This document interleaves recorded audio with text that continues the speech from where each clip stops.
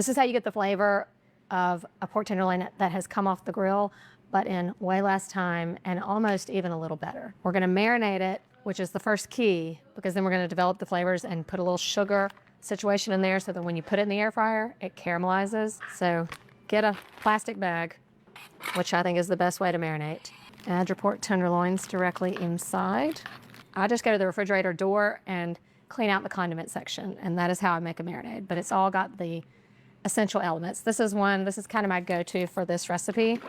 I like to get like an Italian dressing or a balsamic vinaigrette. This just has already a lot of ingredients to add some flavor. And I also go in with some soy sauce, a little bit of Worcestershire. So we've got our salt and our tanginess going on from all this. I add in a little garlic powder and onion powder. You could do whatever kind of multi-purpose seasoning you like also here. You gotta add in a little sugar of some sort. Honey is my favorite for a marinade just because it can blend in really easily. Some olive oil to balance out all of this tanginess. And a little Dijon mustard. And some pepper. And then I like to add salt just kind of like right before I add it in because we have a good bit of saltiness already going on. Try to get out as much air as possible. And then zhuzh it all around till it is well mixed. I do like to do this the night before. I mean, you can even do this a couple days before. It even gets better. Keep this in the fridge. Remember when they used to say, and by the magic of television, I did one yesterday. This, you're gonna preheat your air fryer to 400 degrees, and then you pop it in about 20 minutes. You want it to be really caramelized on the outside, and it'll be perfectly juicy on the inside. I changed my mind, I want a bigger air fryer. 5 pork tenderloins, take 8. Okay, that's better. Now this is gonna be a little messy because the sugar in here does kind of stick to your air fryer. If you have a liner, you can use that. I find that they clean really easily, so I just let it go. But you can spray it to help. Let the excess drip off. 20 minutes till you see magic. Are y'all ready? You'll think it came off the grill. You see that caramelization?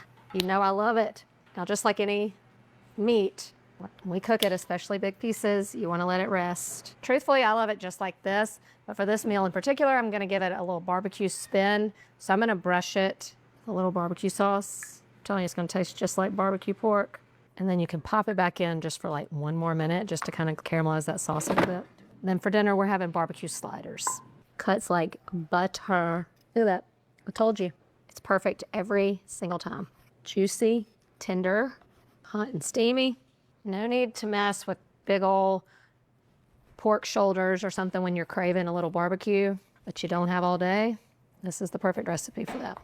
Foolproof. You really cannot mess this one up if you do what I tell you. Now let's make dinner.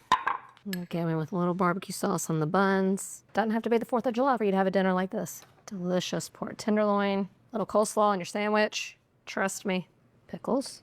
Sweet potato fries sounded like the perfect complement. Keep this a cheap and easy dinner. Pick up a bag from the freezer section. Done and done. Pork tenderloin. It is so tender, so much flavor, so easy. And it's the perfect dinner you should serve tonight. Now we are turning our pork tenderloin into sweet and sour pork. Whenever I do some sort of a stir fry, it's really just an opportunity to clean out that produce drawer. Half a green bell pepper, I've got a red bell pepper. I'm gonna throw in a jalapeno for a little kick. So when I'm doing something sweet, I like to have a little spicy to balance it out. So I do find this a cheap and easy meal because most of these things you already have on hand. Onion, because onion goes in everything. For the marinade, it's just some green onion, a little soy sauce, some sugar, just enough to kind of coat the exterior and give it some quick flavor. It's not like a super wet marinade because we're going to take it straight from the marinade and then start to stir fry it. A little bit of soy sauce, a little bit of sugar, a little bit of salt, and an egg white. So it's just going to kind of create a flavorful coating for the pork. And we've got our pork tenderloin, and I'm going to cut this up into cubes. That way it resembles what you get in the takeout. And sort of how we did the spadini. These are recipes that are generally more popular with chicken. So you can find a lot of chicken recipes and just sub pork for things like that. When it just calls for boneless, skinless chicken breast, you can do the pork. Also, I mean, this was one of the smaller packs of pork tenderloin, around $10, and it's gonna make a lot. You probably don't even need the whole pack. So when you cut things into smaller pieces, they just stretch further. Into the marinade. This is something you could prep this part probably up to the night before. But you want to let this marinate for about an hour. All right, I'm just gonna cover this up, stick it in the fridge, and then we'll get ready to stir fry. All right, we gotta make the sweet and sour sauce before we start cooking. The sour is apple cider vinegar. Sweet to the sour is the sugar. A little bit of ketchup gives it both sweet and sour. Has that tang. It's also gonna add some color, some water, a little soy sauce, and a little salt. You just wanna have all that prepped because everything else is gonna come together on the stove. All right, what we're gonna do is we're going to create a crispy coating on our pork before we add it to our sweet and sour sauce. So we're gonna deep fry it first. I'm not using a big old fryer or Dutch oven for this. It's just a small amount, so you just need a small saucepan. I know you're not used to deep frying for a weeknight meal, but sometimes it's just not that hard, and it's still gonna be faster than takeout. So I'm gonna take some cornstarch and add it to our marinated pork. Good day to wear black. Why do you do this thick salt? And black's my signature color. It'll kind of dissolve when it hits that marinade a little bit, but it's creating that crispy coating that we want. All right, then we're just gonna place it in batches. This doesn't have to be fully cooked through, because this is not chicken, so you don't have to cook it to 165. Also, the main thing we're trying to do is just achieve that crispiness on the outside. It doesn't take but a minute or two. Just a little bit of cornstarch. It looks like it's not even still on there, but it makes so much crispies on the outside. Now we bring it all together. And look, if that frying step was too much, you can skip it and just add your pork raw right into the skillet. It will be just fine. Now in with our veggies. The stir fry begins.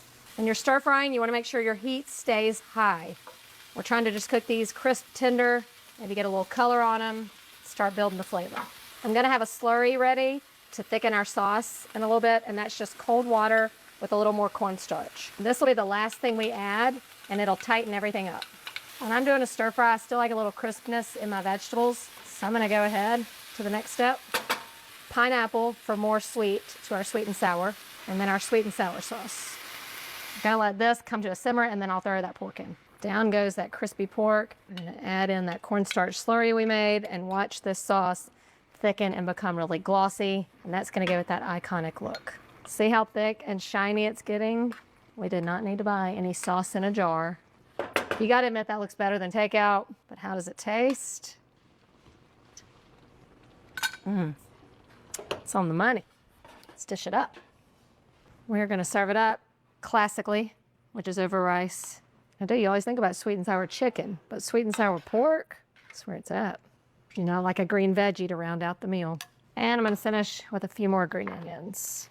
That is a beautiful dinner, and it all started with a simple pork tenderloin. You gotta admit that's the best looking sweet and sour anything you've seen, in a long time at least.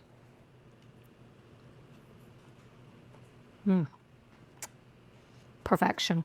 The flavors are perfect. It's the perfect sweet and sour combination. Not too sweet, not too sour. That pork though, literally just about melted in my mouth. We're about to cook up some pork cutlets. This is probably the second most popular way I cook my pork tenderloin. I learned this a long time ago, and I was shocked at how we don't do this more often.